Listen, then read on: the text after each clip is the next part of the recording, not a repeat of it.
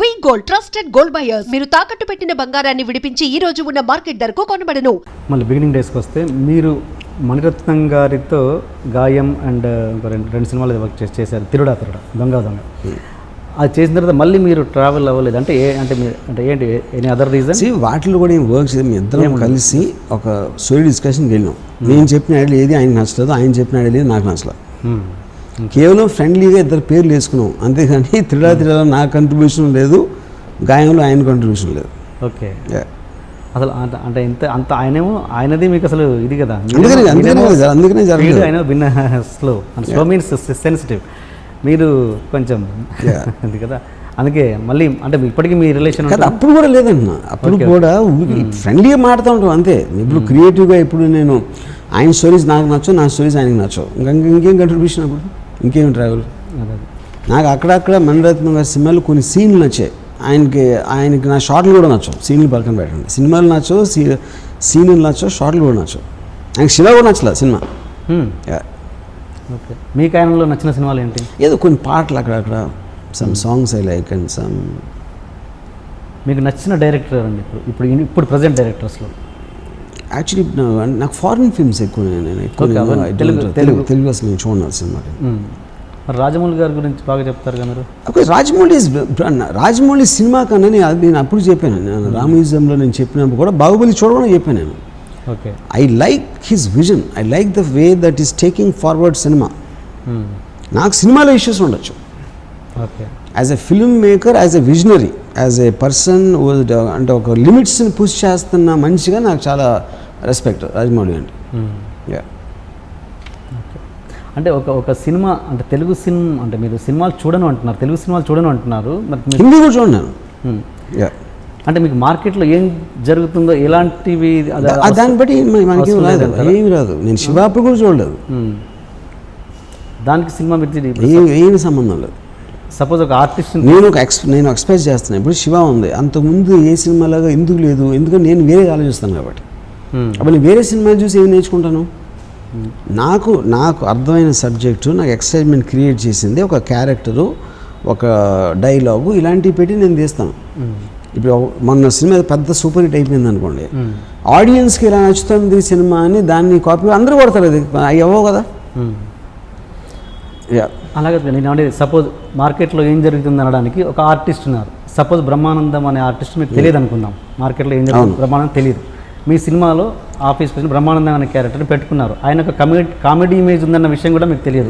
అది of course నేను ఏ decision తీసుకున్నా తన పాస్ట్ ఏంటి బ్యాక్గ్రౌండ్ నేను స్టడీ చేస్తాను, ఆ సీన్స్ చూస్తాను, నేను అదే అడుగుతున్నాను. అది చూస్తాను. అదే మీరండి ఇంతకుముందు బర్త్డే గురించి మాట్లాడడం, మీరు అమ్మాయిలది ఫోటోలు దిగడం, అదని కాదు చాలా విషయాల్లో మీరు ఇప్పుడు దేవుని గురించి నెగిటివ్గా మాట్లాడడం అనేది, ఇలాంటి వాటి వల్ల మీరు యూత్కి ఎలాంటి సంకేతాలను ఇస్తున్నారు? అసలు యూత్కి అంటే ఒక పెద్ద మనిషి సంఘంలో ఒక పెద్ద స్థాయి ఉన్న వ్యక్తి ఏం మాట్లాడినా కొంత జాగ్రత్తగా మాట్లాడిన అవసరం. యూత్ అనేది అండి, యూత్ పిల్లలు అనేది అంత మన మైండ్లో ఉంటుంది.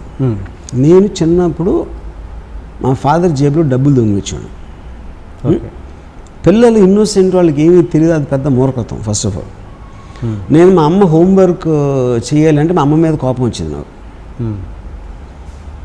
ఎవరైనా చచ్చిపోయి స్కూల్ హాలిడే ఇస్తే బాగుండేది అనుకునేవాడిని. అప్పుడు నేను ఇన్నోసెంట్ ఏంటి అంటే నేను ఒక్కడినే అలా అనుకుంటాను, వేరే వాళ్ళు అనుకోరా అనేది అది మీకు తెలియాల్సిన విషయం, వేరే వాళ్ళు. తర్వాత టీనేజ్ వచ్చినప్పుడు లేకపోతే యూత్ ఉన్నప్పుడు మా ఏజ్లో అంటే మా టైంలో కూడా వి ఆల్ నో ఎవ్రీథింగ్. ప్రతి ఒక్కడికి అది ఇండిపెండెంట్ అభిప్రాయం ఉంటుంది. ఇవాళ ఉన్న సోషల్ మీడియా దాంట్లో యూత్ అనేది సెపరేట్గా ఎవడో ఇన్ని నేర్చుకుంటారు అనుకుంటే అంతకన్నా బుద్ధితో కూడా ఉండదు. They all know everything what they want to do. Okay, ఇంకోటి చెప్తే తప్పితే వద్దు బాబు బాగా చదువుకోండి అని చెప్తే వినటానికి ఎవ్వడు లేడు అక్కడ, భాషను పట్టేసుకుని కూర్చుని వినటానికి. All the youth know much more than the elders. అంటే ఒక ఇమేజ్ ఉన్న వ్యక్తి ఒక మాట మాట్లాడితే ఏమి ఉండదు, ఎవరు వినరు. నేను విన్నానా 20 years బ్యాక్, నేను వినలేదు. ఇప్పుడు ఎవరంటారు చెప్పండి అసలు. అంటే ఆ టైంలో ఏంటి అట్లీస్ట్ మాకు మా ఫాదరో మదరో టీచరో ఇలాంటి 4-5 సోర్సెస్ తప్పిస్తే వేరే విధంగా ఇన్ఫర్మేషన్ రావడానికి ఛాన్స్ లేదు. అలాంటప్పుడే మేము వినకుండా మేము వస్తే ఇప్పుడేమో మీకు 1000 సోర్సెస్ ఉన్నాయి ఇన్ఫర్మేషన్ రావడానికి, ఇంటర్నెట్ నుంచి కానీ మీ సెల్ ఫోన్ నుంచి కానీ రకరకాల దాంట్లో నుంచి. మీ నంబర్ ఆఫ్ సోర్సెస్ పెరిగిన కొద్దీ మీకు ఇండిపెండెన్స్ పెరిగిపోతాయి. ఇట్స్ వెరీ వెరీ రిలేటెడ్ అది. సో మీరు ఏ మాట చెప్పినా నమ్మొద్దు యూత్ ఇంత ఏ మాట చెప్పినా మిమ్మల్ని ఫాలో అయ్యాల్సిన అవసరం లేదని అవ్వరు. Hour. That's what I'm saying. ఒకవేళ ఎవరన్నా ఉంటే ఇంకా అలాంటి వాళ్ళు గొర్రెల మందాళ్ళు అంతే. ఒక నిర్మాత రామ్ గారి దగ్గరికి ఒక ఫ్లాప్ డైరెక్టర్, ఒక హిట్ డైరెక్టర్ ఇద్దరు వచ్చేసి 2 కథలు చెప్పాక ఫ్లాప్ డైరెక్టర్ ఏంటది నిర్మాత రాము గారి దగ్గరికి, మీ దగ్గరికి ఒక నిర్మాతగా నాట్ డైరెక్టర్, ఒక నిర్మాత రాము గారి దగ్గరికి ఒక ఫ్లాప్ డైరెక్టర్, ఒక hit director, super hit director వచ్చారు. ఫ్లాప్ డైరెక్టర్ చెప్పిన కథ చాలా సూపర్గా ఉంది. హిట్ డైరెక్టర్ వచ్చిన డైరెక్టర్కి అతను అతి మామూలు చెత్తగా ఉంది. మీరు దేనికి ప్రిఫరెన్స్ ఇచ్చి సినిమా తీస్తారు? ఇక్కడ 2 పాయింట్స్.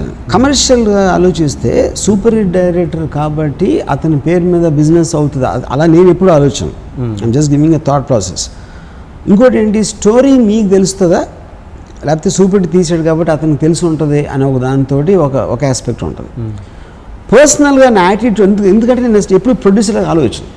నా పేరు ప్రొడ్యూసర్గా వచ్చి ఉండొచ్చు కానీ నా మెంటాలిటీ ఎప్పుడు ప్రొడ్యూసర్గా ఆలోచించను. అప్పుడు డెఫినెట్లీ నాకు ఎక్సైట్మెంట్ వచ్చిన స్టోరీ నేను చేస్తాను. ఓకే. కానీ ఆ వర్డ్ ప్రొడ్యూసర్ని అటాచ్ చేయడం అనేది ఆ ప్రొడ్యూసర్ వర్డ్కి తప్పు. ఐ మీన్ దాన్ని ఒక అవమానపరిచినట్టు నా దాంట్లో. ఇప్పటివరకు ఎన్ని ఫ్లాపులు తీసినా కూడా చాలామంది యూత్లో ఏమంటారంటే మేము ఇప్పటికీ రామ్ గోపాల్ వర్మని చూసి ఇండస్ట్రీకి వచ్చామని చెప్తున్నారు చాలామంది. అంటే ఏంటంటే అదే మరి ఇప్పుడు చాలామంది సక్సెస్ఫుల్ డైరెక్టర్స్ ఉన్నారు, పేర్లు వద్దు కానీ పెద్ద పెద్ద సూపర్ హిట్స్ తీశారు, పెద్ద పెద్ద బడ్జెట్లు తీశారు. వాళ్ళు ఏమంటారంటే వాళ్ళు అసలు ఇంత సక్సెస్లు ఇచ్చినా కూడా ఆయన ఒక గాడ్గా ఉంటున్నారు ఇండస్ట్రీలో. ఏంటి మ్యాజిక్ అసలు? మీరు ఎట్లా దీన్ని అనలైజ్ చేస్తారు? ఐ థింక్ నా ఒపీనియన్లో ఇప్పుడు ఒక సినిమా హిట్ అవ్వటానికి ఒక కంటెంట్, ఒక స్టార్డమ్, ఒక డైలాగ్, ఇలాంటి ఏదో రకరకాల ఫ్యాక్టర్స్ ఉంటాయి. ఎంటర్టైన్మెంట్ ఆస్పెక్ట్ అవ్వచ్చు, సాంగ్స్ అవ్వచ్చు, ఇది అవ్వచ్చు. కానీ ఒక సీన్ ఇట్లా తీయచ్చు, ఒక ఫ్రేమింగ్ కానీ, ఒక కంపోజిషన్ కానీ, ఒక బ్యాక్గ్రౌండ్ మ్యూజిక్ కానీ, అంటే చాలాసార్లు నాకు ఎయిర్పోర్ట్లో మామూలు ఆడియన్స్ అంటే మామూలు పబ్లిక్ సినిమాకి సంబంధించిన మీ ఫ్రేమ్స్ భలే ఉంటాయండి. అసలు టీవీలో చూడగానే మాకు మీ సినిమాని తెలిసిపోతుంది. ఒక షార్ట్ చూడగానే ఆ సినిమా మేము చూడకపోయినా మీ సినిమాని తెలిసిపోతుంది అని చెప్తూ ఉంటున్నారు. ఓకే. సో ఆ ఇండివిజువాలిటీ వచ్చేసరికి ఎప్పుడైనా కూడా మీరు ఒక దాన్ని ఇన్స్పైర్ అయినప్పుడు ఒక ఇండివిజువాలిటీ కనిపించింది దాంట్లో. ఓకే. ఆ ఇండివిజువాలిటీ లేనప్పుడు ఎంత పెద్ద హిట్ అయినా కూడా మర్చిపోతారు మీరు.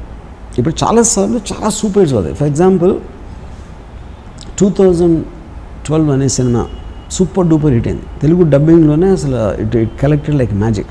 మొన్న జంగిల్ బుక్. నాకు తెలిసి ఎవరికి డైరెక్టర్ పేరు తెలిసి ఉండదు, అడిగి కూడా ఉండరు.